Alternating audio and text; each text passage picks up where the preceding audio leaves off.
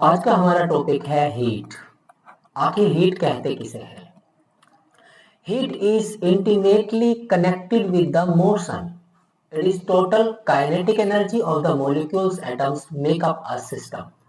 इससे पहले जो हमने चैप्टर पढ़ा है, उस चैप्टर में हमने हीट के बारे में थोड़ा सा पढ़ा था, यानी कि हम हीट कैसे देखते हैं।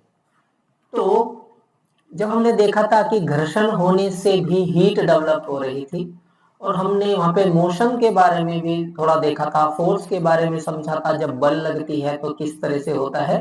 हमने वहां पे दो प्रकार की एनर्जी के बारे में पढ़ा था, एक काइनेटिक एनर्जी के बारे में पढ़ा था और एक नॉर्मल तरह की एनर्जी के बारे में पढ़ा था, है ना।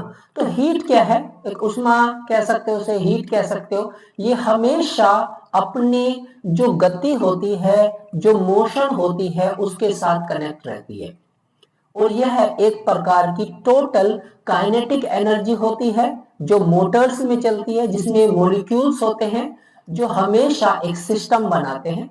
मतलब ये जो पूरी गति है, ये जो पूरी गति है हीट के द्वारा जो बनी है, उष्मा जो आई है, उसमें जो गति डेवलप हुई है, उस गति के द्वारा एक पूरा सिस्टम बन जाता है, जिसमें हम लोग काइनेटिक एनर्जी को देखते हैं। तो उष्मा गति से गहराई से जुड़ी होती है, और ये एक सिस्टम को अणु और परमाणु जो होते हैं, मॉलिक्यूल्स और जो एटम्स होते हैं, अणु परमाणु जो होते हैं, उनकी कुल गति ऊर्जा होती है। तो ये जो काइनेटिक एनर्जी डेवलप हुई है, ये काइनेटिक एनर्जी जो होती है वो मॉलिक्यूल्स और एटम से होती है।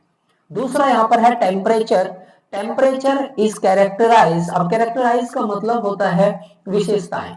Characterise the thermal state of the body. अब देखिए फिर से स्टेट आया है, इसका मतलब एक एक अवस्था की बात की जा रही है, उसी समय अवस्था की बात की जा रही है। तो एक ऐसी thermal state of the body and determine whether energy will flow from or towards। तो ऐसा हो सकता है कि मानो एनर्जी यहां से आई, या तो यहां से, या यहां से आ रही है ना, या टूवर्ड्स इट, वहां से आ रही है या वहां को जा रही है ना, from another body in the thermal contact.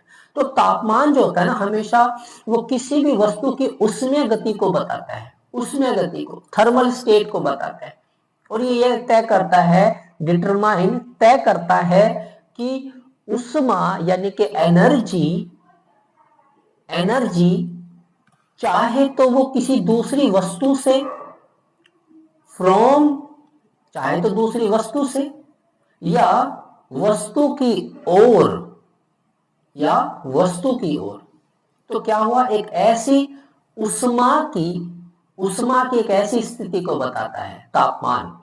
तापमान हम जिसे कह रहे हैं, वो इंसान के अंदर वो उष्मा है, वो उष्मा है, वो हीट है, जो या तो एक पर्टिकुलर एक वस्तु की ओर या वस्तु से आती है। ठीक है जी। अब इसमें मेजरमेंट की बात करते हैं कि कैसे उस हीट को आप मेजर करने की बात कर रहे हो। तो sum of the kinetic energy of all are the molecules, क्योंकि हमने देखा था कि ये जो मॉलिक्यूल्स है, इनसे काइनेटिक एनर्जी बनती है ना। तो जो मॉलिक्यूल्स हैं, उनकी जो टोटल जो काइनेटिक एनर्जी होगी, वो क्या है, वो temperature of the object is measured, measurement of the speed of its molecules, that is hotness. Molecules का जो टोटल एनर्जी है, वो एक गर्माहट डेवलप करती है, और उस गर्माहट को जो मेजर करेंगे ना हम, वही टेम्परेचर होगा। आपने जो पढ़ा है वो था, ये थर्मोमीटर है, मान के चलते हैं ये थर्मोमीटर है। अभी थर्मोमीटर क्या पकड़ रहा है, ये जो हम कह रहे हैं, इसके अंदर एक मान के चलो पारा है, वो फैलता है ना, उस पारा के पार कुछ नहीं जा सकता, वो यही रोक देता है। तो हम ये जितना पारा फैलता है उससे पता लगा लेते हैं, क्योंकि इसके अंदर जो स्पीड डेवलप हुई है, जो हॉटनेस आई है, वो हम उस चीज को कलेक्ट कर पा रहे हैं, है ना। तो किसी भी वस्तु में जितनी उष्मा होती है, वह उस वस्तु के सभी अणुओं की, जो कुल अणु जो होते हैं, उनकी गति के बराबर होती है। और किसी भी वस्तु का तापमान, टेम्परेचर, ये बताता है कि उसके अंदर जो अणु है वो कितने तेजी से हिल रहे हैं। समझ रहे हो, जो हॉटनेस है ना, हॉटनेस ये बताता है कि वो कितना हिल रहे हैं। कैसे पता चला हिलना, क्योंकि यहाँ पर मेजरमेंट ऑफ द स्पीड है। अब देखिए मान के चल लेते हैं ये कोई डब्बा है, इस डब्बे में अणु है, ठीक, आपने गर्माहट करनी शुरू करी तो ये क्या होंगे, ये ऐसे ऐसे तो हिलेंगे ना, भागेंगे ना, that is the measurement of heat. तो ये जो भाग रहे हैं हम इनको पता करेंगे और ये जो पता है यही काइनेटिक एनर्जी है, इनका सम कर लेंगे ना टोटल, इससे हमें गर्माहट का पता चल जाएगा, that is the measurement of heat. अब इसका एडवांटेज क्या होगा, इसका लाभ क्या है, अगर आप मरकरी का इस्तेमाल कर रहे हो थर्मोमेट्रिक सब्सटेंस के रूप में, तब उसका बेनिफिट क्या है। देखिए जो पारा हमेशा होता है ना, मरकरी, वो हमेशा विजिबल करता है ग्लास में, ठीक है ना, एक ग्लास के रूप में होता है और it is the opaque to the light. अगर आप इसे देखोगे, इसे अगर आप प्रकाश के अंदर जाने के देखोगे तो इसमें आप चेंजेस क्या देख सकते हो, आप इस पारे को कांच में आसानी से देख सकते हो क्योंकि ये प्रकाश को अंदर आने नहीं देता। अगर आप इसे लाइट की ओर देखोगे ना तो आप इसे देख सकते हो, क्योंकि ये जब आंखों पे जो रोशनी आती है, प्रकाश आता है लाइट का, वो पारा उसे पार करने नहीं देता, तो वो हमें चमक जाता है। Even it can conduct heat rapidly. अगर आप इसे देखें तो ये जो हीट होती है उसको बहुत ज्यादा अपने अंदर रोक देता है, बहुत इसके अंदर कैपेसिटी होती है और ये कोई वेट भी नहीं करता है, गीला भी नहीं करता है उस ग्लास को, कांच को। कौन सा है, मैं इसकी बात कर रहा हूं जिसे आप बोलते हो थर्मोमीटर, इसे आप बोलते हो थर्मोमीटर, ठीक है ना, मैं इसकी बात कर रहा हूं। थर्मोमीटर के अंदर यहाँ पे पारा होता है, पारा होता है, ये ग्लास को गंदा नहीं करेगा, गीला नहीं करेगा, रोशनी आने नहीं देगा, रोशनी में आप इसे देख सकते हो। ये क्या है, बेनिफिट है मरकरी का, ये मरकरी का बेनिफिट है। It has low freezing point. आप इसे ऐसे नहीं कह सकते हो कि हाँ ये जम जाएगा, तापमान में बदलाव करोगे तो ये जम जाएगा, तापमान को बढ़ा दोगे तो ये बॉईल करेगा, भाई ऐसा भी नहीं है। तापमान का इस पे ऐसे भी कोई प्रभाव नहीं पड़ रहा कि ठंड में इसे यूज करोगे तो ये रीडिंग गलत कर देगा, गर्मी में यूज करोगे तो रीडिंग गलत कर देगा, ऐसा नहीं है बिल्कुल भी। बल्कि आप इसे क्या कर सकते हो, आप इसे रिंस भी कर सकते हो, पानी में भी धोते हैं। हम कहते हैं ना कि हम टेम्परेचर किस तरह से लेंगे, आप थोड़ा रनिंग वाटर में उसको थोड़ी देर रखिए तो उसका जो पारा होता है वो थोड़ा सा नॉर्मल होने लगता है ना, हम ऐसे भी इसको बोलते हैं। तो इस एक्सपेंड, मर्करी एक्सपेंड करती है uniformly with the range in the temperature, जैसे टेम्परेचर बढ़ेगा तो ये भी अपने आप को थोड़ा सा चेंज करती है, ऑटोमेटिकली चेंज होता है। आपने इसको यूज किया, हीट बॉडी से ने डिटेक्ट किया और पारा जो हो गया वो फैलना शुरू हो गया, ठीक है। अब ये हीट जो होती है वो ट्रांसफर कैसे होती है, अब देखिए हमेशा ये जो सतह होती है, सतह होती है, देखिए अब मान के चलते ये सतह है, इसके दो पॉइंट है ए और बी, दो पॉइंट है। अब ये क्या करेगी, मान के चले हीट ए से चलना शुरू होती है, अब एक सतह से दूसरी सतह तक इसे स्थानांतरित हो सकती है, बड़े आसानी से हो सकती है। ए से बी पे अगर हीट आप ट्रांसफर करने की बात करते हो तो जैसे हमारे शरीर में भी ये क्या करती है, उष्मा एक जगह रुकेगी नहीं, ये चलती है ना, जब भी तो हम डिटेक्ट कर पा रहे हैं, तभी तो आप शरीर में डिटेक्ट कर पा रहे हो, तभी तो आपको पता चल रहा है कि आपके शरीर का जो टेम्परेचर है वो 98.6 डिग्री फ़ारेनहीट है, तभी तो आप पता कर पा रहे हो। आप पूरे शरीर की त्वचा को हाथ लगा के पता कर लेते हो कि भाई किस तरह की है, ठीक है ना, भाई यही तो चीजें लिखी है। देखिए क्या लिखा हुआ है, ह्यूमन बॉडी जो है वो कैसे मैकेनिज्म ऑफ ट्रांसफर को समझ सकती है, heat produce due to a various internal function of the body. आप हमेशा कह रहे हो शरीर के अंदर ऑर्गन है, ऑर्गन से निकलने वाली हीट इंटरनल हीट होती है, जिसे आप जब मेंटेन करने की बात करते हो तो हम बोलते हैं कि टेम्परेचर नॉर्मल बॉडी का 98.6 डिग्री फ़ारेनहीट होना चाहिए। इसी तरीके से जो स्किन होती है बाहर की, हम उसे क्या कहते हैं, सरफेस टेम्परेचर बोलते हैं, है ना, स्किन के बाहर का सरफेस टेम्परेचर बोलते हैं। तो हम इसमें ये देख पा रहे हैं जो हीट है ना वो सरफेस तक आई है, सरफेस तक आई, ये ट्रांसफर हुई है एक जगह से दूसरी जगह पाए। अगर इसका हम लोग कंडक्शन की बात करेंगे ना, अगर हम इसके चालन की बात करेंगे, अब कंडक्शन का मतलब क्या होता है, चालन। अब मान के चलो ये कोई फैन है ना, फैन है, उसके अंदर अणु है, सब सिस्टम है। अब वो अणु कैसे करेंगे, अब ये कैसे धारा बहेगी, है ना, कैसे धारा का प्रभाव होगा, है ना, ऐसे लिख सकते हो धारा का प्रवाह, है ना, धारा का प्रवाह। Heat conduction is the transfer to the from is the heat conduction is the transfer of the thermal energy between neighboring molecules in a substance due to temperature gradient। अब देखिए ये अणु है, ये अणु है, ये अणु है ना, पास पास के ना। तो इसमें हम ये क्या देखते हैं कि हमेशा एक अणु दूसरे पास के अणुओं में ऊर्जा को ट्रांसफर करता है। आप इसे कैसे समझ पाओगे?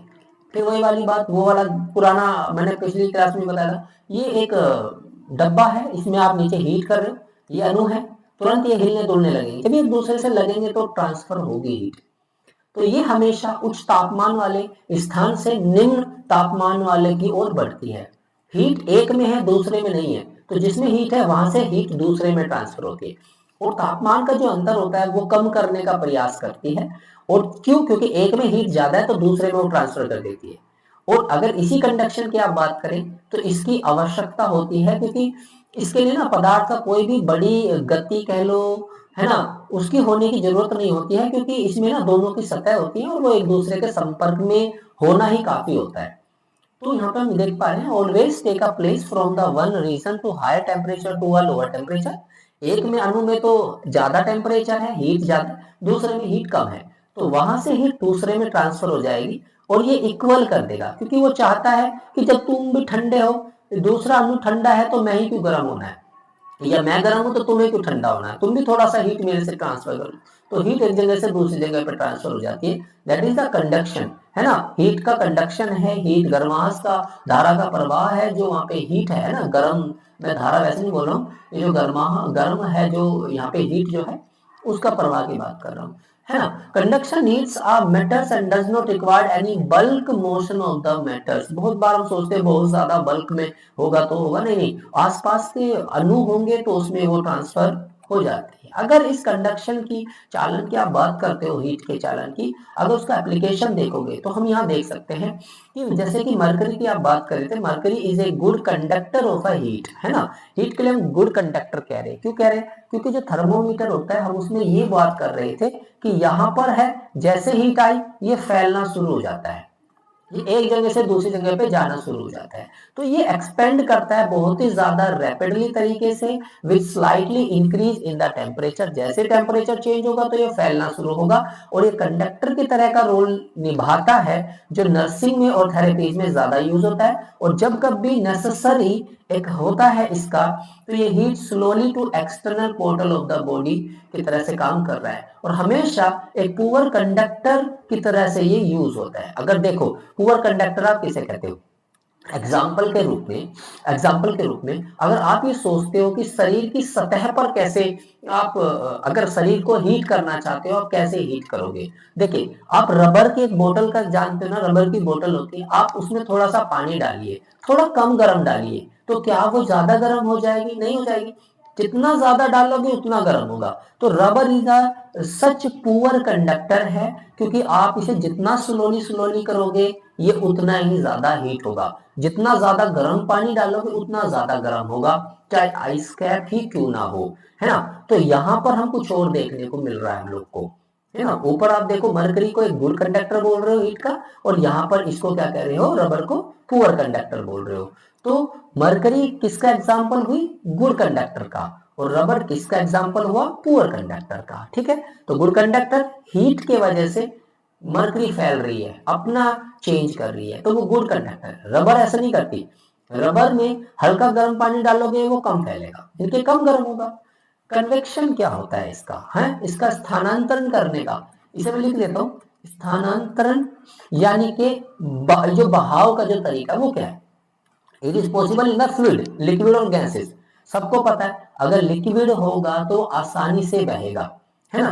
क्यों? क्योंकि इसमें ग्रेविटी देखने को मिलेगी, इसके अंदर गुरुत्वाकर्षण की तरह से काम करेगा। बिकॉज ऑफ द ग्रेविटी एक लिक्विड जो होता है वो फैल सकता है ना। तो जब किसी द्रव को, है ना, जब किसी द्रव को गर्म किया जाता है, मान के चलते हैं होटर होटर के हिसाब से देखा जाए, जब वो गर्म किया जाता है तो इसमें होता क्या है कि ये एक्सपेंड करता है, और इसकी जो डेंसिटी होती है इसके वो लिक्विड के हिसाब से डिक्रीज हो जाते हैं। यानी हम इसमें ऐसा देख पा रहे हैं कि जब भी किसी द्रव को गर्म किया जाता है ना, पानी को गर्म किया जा रहा है, तो उसका जो गर्माहट होती है वो फैल जाती है ना। उसकी जो डेंसिटी है, जो उसकी जो घनत्वता है वो बढ़ जाती है ना।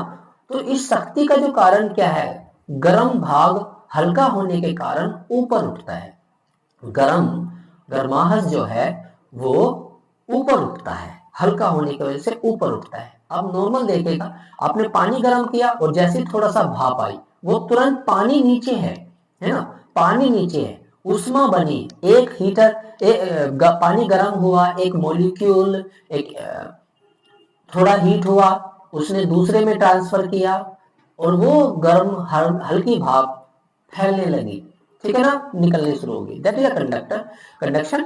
एंड सम फैमिलियर एग्जांपल कुछ हैं, एक हम देख लेते हैं इसके अंदर, जैसे हॉट एयर गर्म भाप, फ्लेम रिंस अप चिमनी, है ना, ये बहुत है इसमें समझने के लिए एज एग्जांपल।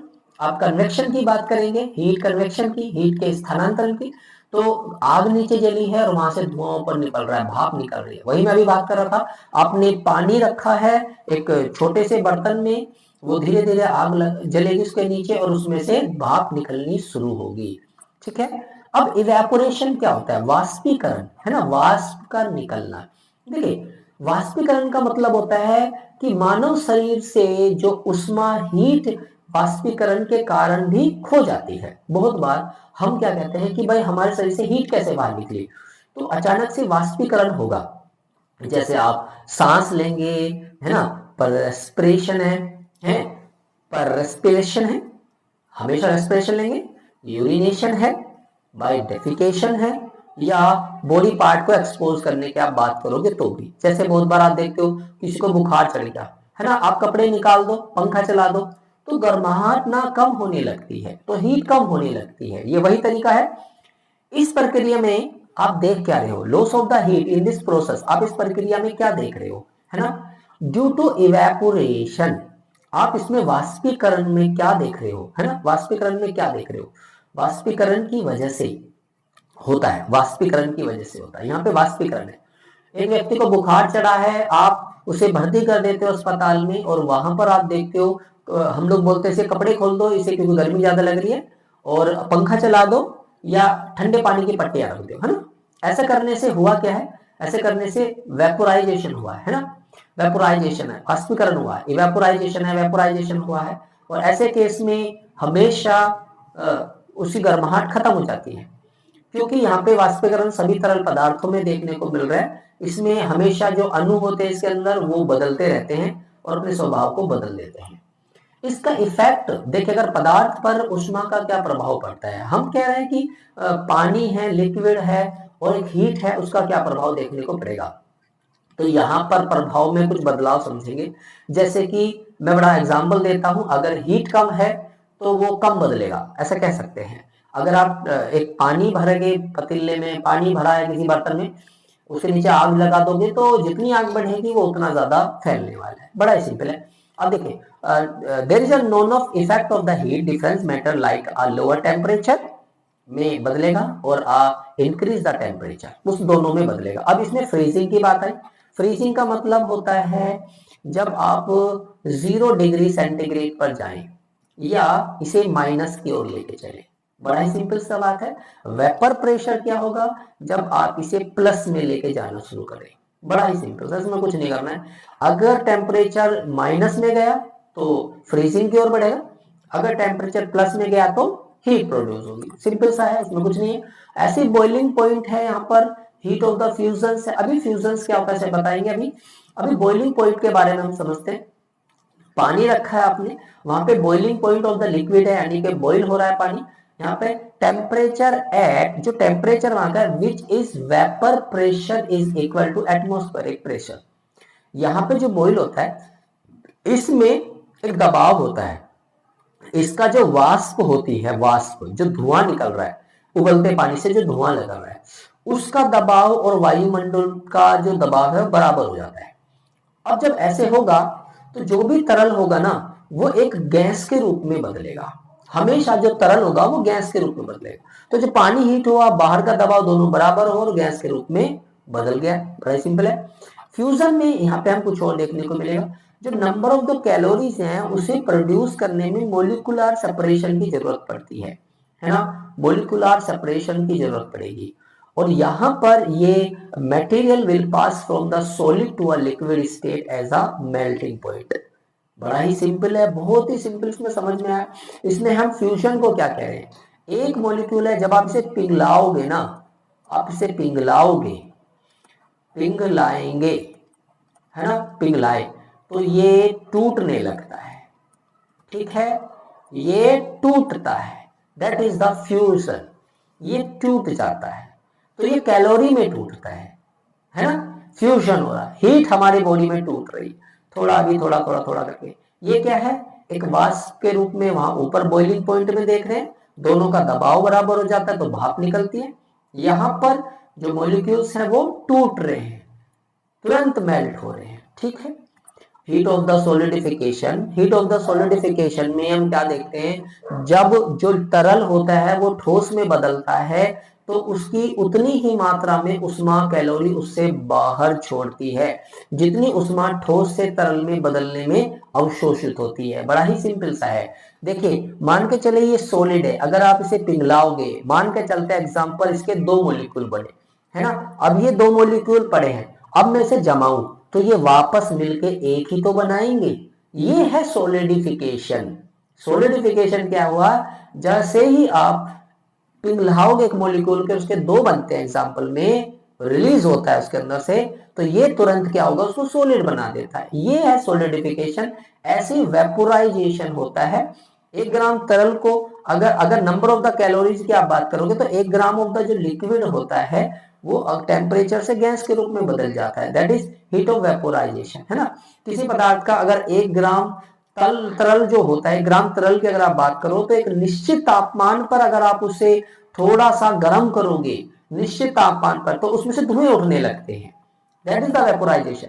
अगर आप टेम्परेचर स्केल की बात करोगे तो सबको पता टेम्परेचर स्केल क्या होता है भाई, या तो आप उसमें फ़ारेनहीट यूज करोगे या सेंटीग्रेड आप यूज करोगे बेसिकली, है ना। तो यहाँ पर हम पढ़ते हैं कि स्केल जो होती है, ये मैंने आपको बता दिया। फ़ारेनहीट स्केल किसने बोली है, जर्मन के साइंटिस्ट है गैब्रियल हेट, 1714 में इन्होंने इसके डिवाइस को समझा है, जिसके द्वारा पता किया इन्होंने फ़ारेनहीट का। और सेल्सियस की आप बात करें तो एंड्रस सेल्सियस है इनका नाम, इन्होंने भी 1742 में इसके बारे में पता किया कि ये सेंटीग्रेड में नापा जाएगा, ठीक है ना। तो टेम्परेचर की दो स्केल ही है, और अगर क्लिनिकल थर्मोमीटर की आप बात करें तो हमेशा उससे रिकॉर्ड किया जाता है बॉडी का टेम्परेचर, अब वो फ़ारेनहीट में हो या सेल्सियस में हो, और हम उसे डिवाइड कर देते हैं पर्टिकुलर इक्विड पार्ट में, या हम उसकी एक टेबल बना देते हैं कि हाँ 98.6 डिग्री फ़ारेनहीट नॉर्मल है, और अगर बढ़ा तो ये फीवर होगा, ठीक है, नॉर्मल सी चीज है। अगर हम इसमें इंपॉर्टेंट देखें, that is the stem of the thermometer.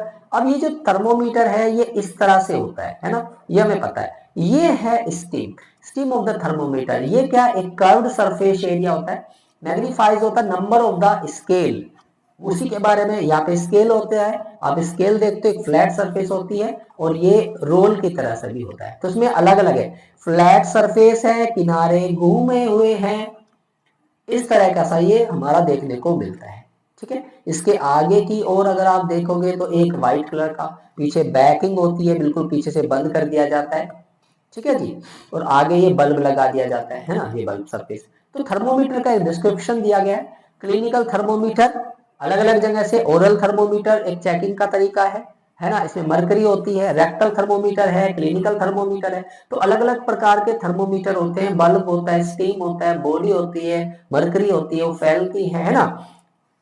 We all know कि थर्मोमीटर जो क्लिनिकल में यूज होता है वो किस तरह का होता है, डिजिटल थर्मोमीटर है, नॉर्मल थर्मोमीटर मरकरी वाला, और क्या कहते हैं आप टिम्पैनिक थर्मोमीटर है, अलग अलग प्रकार के, पीडिया का थर्मोमीटर, बहुत सारे थर्मोमीटर है। अगर बॉडी के टेम्परेचर को रेगुलेशन की आप बात करोगे तो इसमें basal metabolism of the body होता है, जो हमेशा एक हीट प्रोडक्शन की वजह से होता है, और जब ये ज्यादा होने लगता है बेसल मेटाबॉलिज्म, तब ये कुछ अपने फैक्टर्स के देखने को मिलता है, जिसे हम लोग बोलते हैं कि फैक्टर्स जो अफेक्ट करते हैं बॉडी टेम्परेचर को।